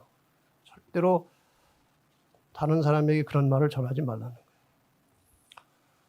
이 소문은 참 무서운 거예요. 서울에서 어떤 남자 여자가 만났다는 소문이요. 부산 가면 결혼했다로 돌아다닙니다. 근데 이 소문을 내는 사람도 문제지만 그런 소문을 듣고 같이 즐기는 사람도 문제예요. 그리스도인은 그러면 안 돼요. 뭐 저도 연약한 인간이지만 상당히 애를 씁니다. 그렇게 하지 않으려고 애를 쓰지만 뭐 자주 넘어지고 실수하는데 이건 뭐 실수한 건 아니고 제가 이걸 지켰더니 돌아온 격려의 말이에요. 제가 미국에 어느 목사님 댁에 이제 집회 때문에 갔어요. 거기서 집회하는데 그때 한국에서 어느 한 교회 지도자에 대해서 상당히 좋지 않은 소문이기도 하고 실제 있었던 일이에요. 그 실화예요, 그것은. 그건 사실이 아닌 것이 아니에요. 사실이에요. 그런 이제 소문이 있었는데 미국 가니까 이제 그 목사님 부부가 저한테 그 얘기를 꺼내더라고요. 내가 상세하게 알고 있을 테니까. 내가 한마디도 대꾸 안 했어요. 아, 그러시냐고. 뭐, 그럴 수도 있겠죠. 이러고 그냥 넘어갔어요. 그랬더니 그 다음날 그 부부가 저에게 목사님 훌륭하시네요. 그래. 왜 그래요? 대개 그런 말 나오면 같이 동조해가지고 그냥 뭐 있는 말 없는 말 섞어서 하게 돼 있는데 그걸 안 하니까 훌륭하다고 그러더라고요. 저도 뭐 실수 많이 하죠. 그러나 우리가 그리스도인이라면 최소한도 애쓰고 노력은 하고 입을 조심해야 돼요. 항상 입을 다스려야 돼요. 우리는 나쁜 소문을 급하게 믿지 말아야 한다. 그런 소문들은 흔히 시기와 오해로 나돌게 되거나 과장이나 사실의 부분적 전달에 연유될 수도 있다. 질투와 의심을 일단 품게 되면 그것은 마치 민들레 홀씨처럼 널리 퍼져나갈 것이다. 이 홀씨가 이렇게 가벼워가지고 바람만 불면 쫙 퍼져나가듯이 그런 나쁜 소문을 믿고 그런 소문들을 여기저기 퍼뜨리면 그게 아주 무섭다는 거예요. 그렇게 하지 말라는 거예요. 5번째, 어떤 사람에 대한 자기 개인적인 험담을 다른 사람에게 하는 거예요. 누구누구 어떻더라 이렇더라. 이것이 대부분의 사람들이 가장 흔히 저지르는 죄목이에요. 저나 여러분이나 다 마찬가지, 예외가 없어요. 모든 인간들은 자기가 가지고 있는 어떤 감정을 다른 사람에게 이렇게 전하는 것입니다. 험담을 전하는 거예요. 대개 다른 사람에 대한 험담은 객관적이지 않고 자기 자신과의 이해관계에서 나옵니다. 자신이 싫어하거나 부담을 느끼게 되면 그 당사자에 대해서 험담을 만들어서 이 사람 저 사람에게 퍼뜨려서 그 사람에게 상처를 내는 것입니다. 저도 뭐 그리스도인으로서 바르게 살려고 노력하고 애쓰지만 제 의도와는 상관없이 저를 싫어하는 사람들이 있더라고요. 저는 이렇게 살면 다 좋아하겠지 생각하는데 싫어하는 사람들이 있어요. 근데 그 사람들은 꼭 안 좋은 말을 만들어가지고 퍼뜨리는 거예요. 이게 우리가 보편적으로 가지고 있는 인간의 허물이에요. 이것은 잘 들으세요. 자신의 감정의 삽으로 다른 사람의 무덤을 파는 거예요. 자기 감정을 가지고 다른 사람을 파묻으려고 하는 거예요. 혹시 어떤 사람에게 오해가 있으면 스스로 삭혀서 정리를 하든지 아니면 맞지도 않는 것을 만들어서 퍼뜨리지 말고 그 당사자와 직접 대화를 해서 오해를 풀어야 돼요. 제가 많은 사람들을 경험하면서 느낀 것은 절대로 한쪽 이야기만 듣고 판단해서는 안 된다는 거예요. 이쪽 이야기를 들어보면 그럴듯해요. 근데 거기에 관련된 상대방의 이야기를 들으면 전혀 또 딴 말이에요.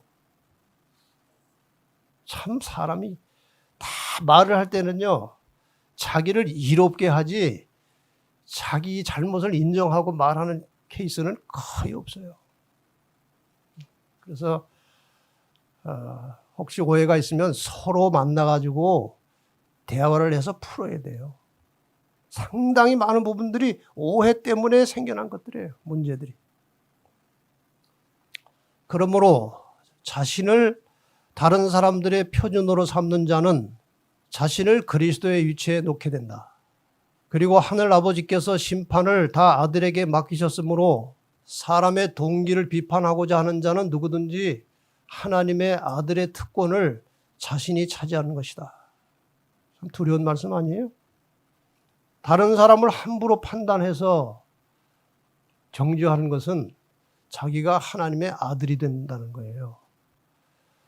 여기에 대해서 계속해서 이렇게 교훈하고 있습니다. 이처럼 스스로 판관은 이제 재판관이죠. 판관과 비평가의 위치에 서는 자들은 대적하는 자라 범사에 일컫는 하나님이나 숭배함을 받는 자 위에 뛰어나 자존하여 하나님의 성전에 앉아 자기를 보여 하나님이라 하는 적그리스도 편에 자신을 두고 있다.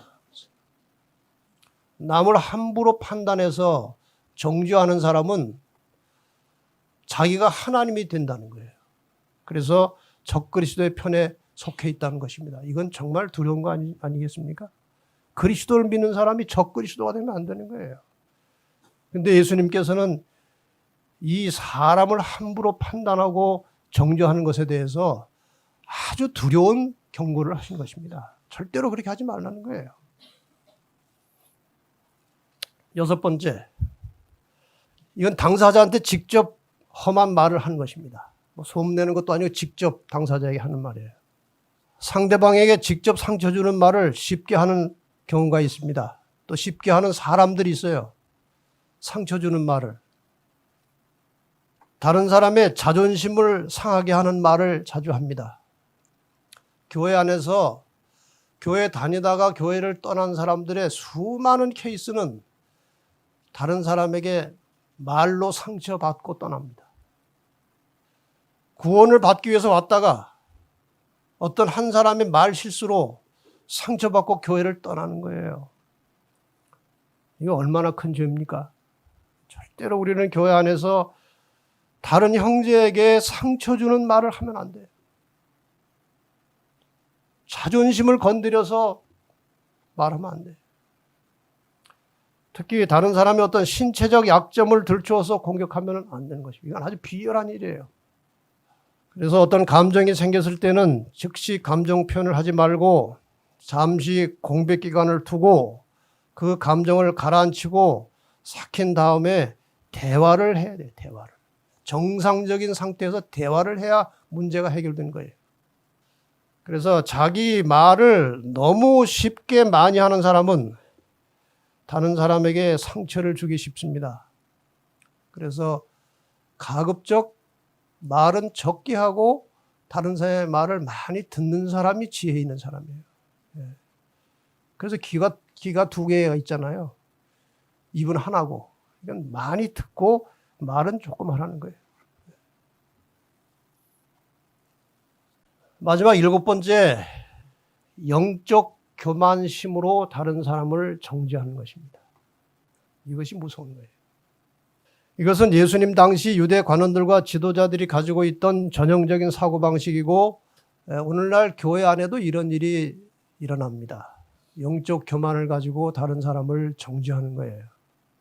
신앙의 연수가 길어지고 성경을 많이 알면 그것을 기준으로 다른 사람을 정죄합니다.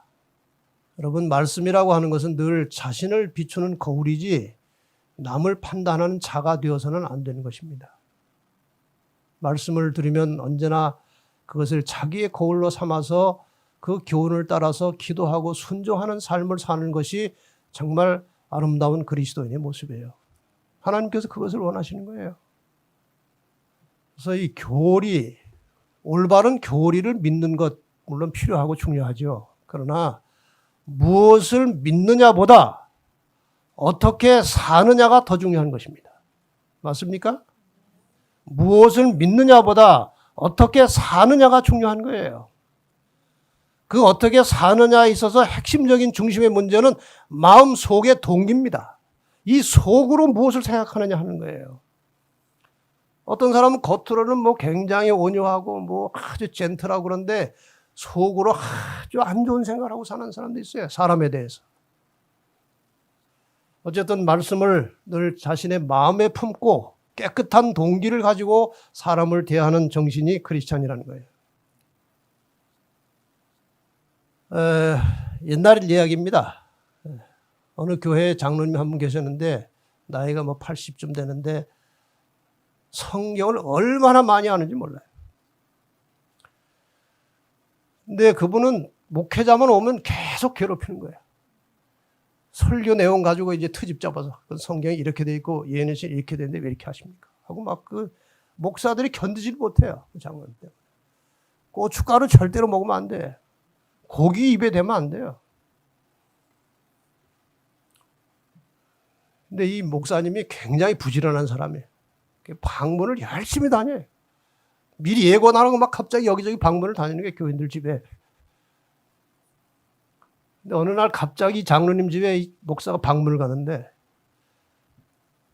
삼계탕을 먹고 있는 거예요.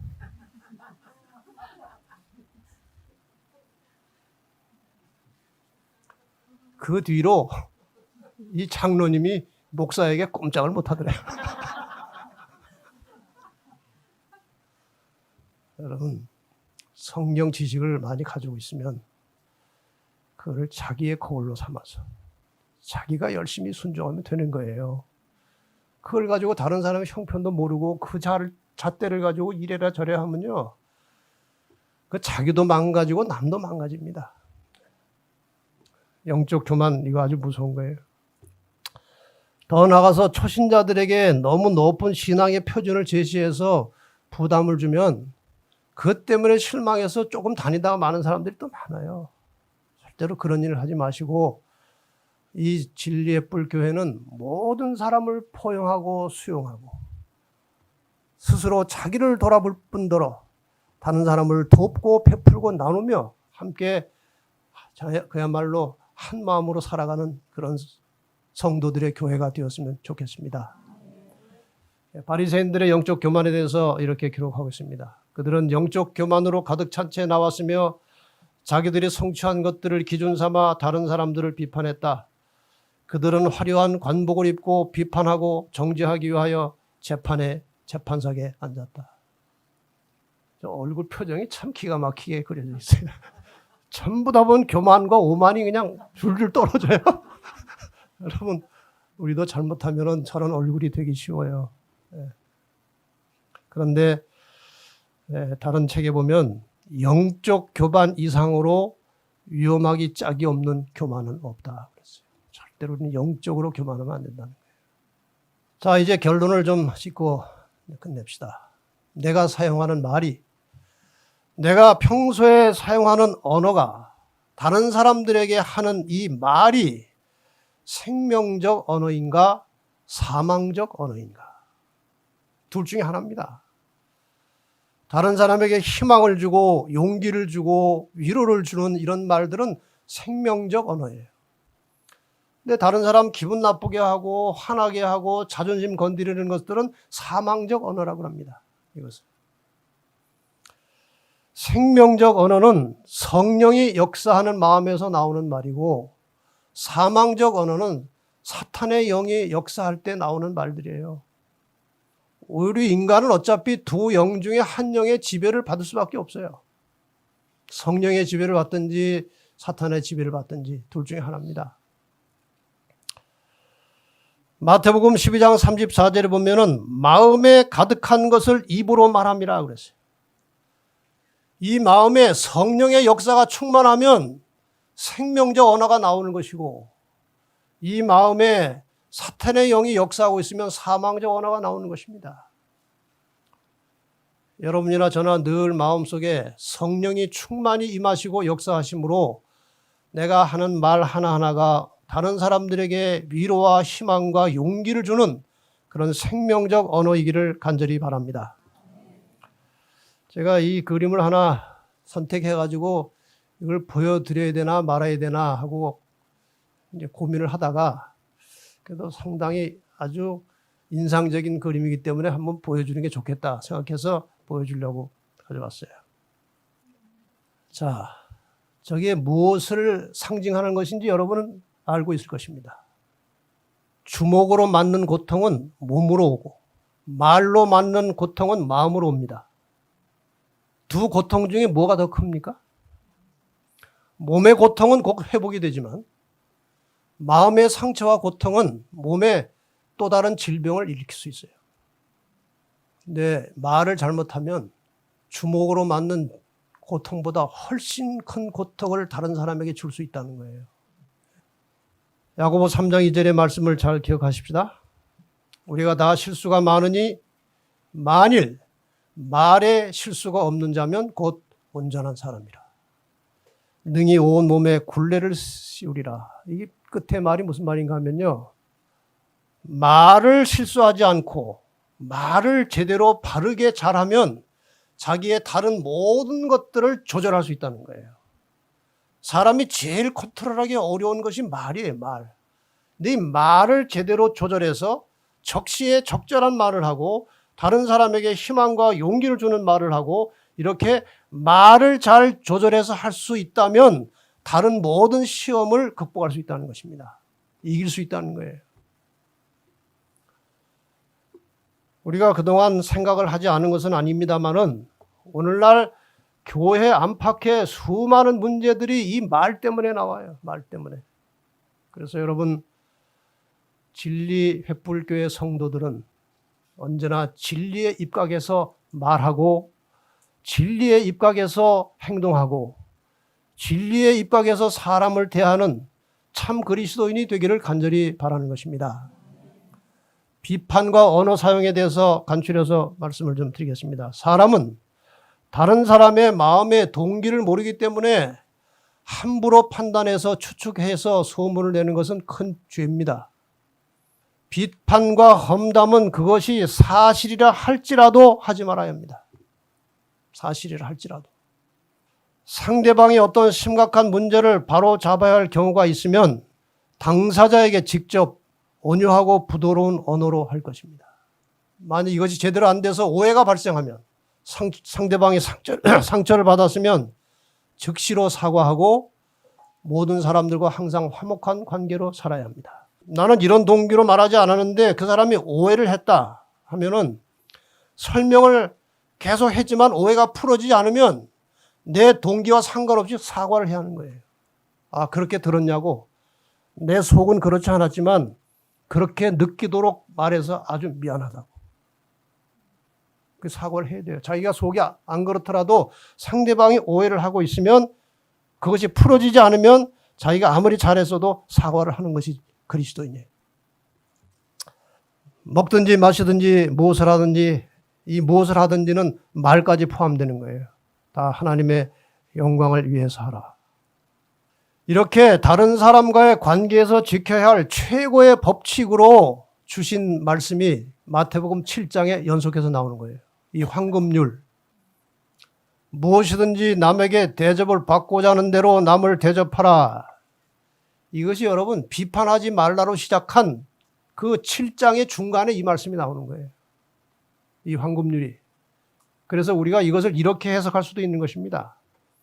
남에게 대접을 받고자 하는 대로 남을 대접한다는 것은 특히 언어에 있어서 다른 사람이 나에 대해서 험담하거나 좋지 않은 소문 내는 것 원치 않으십니까?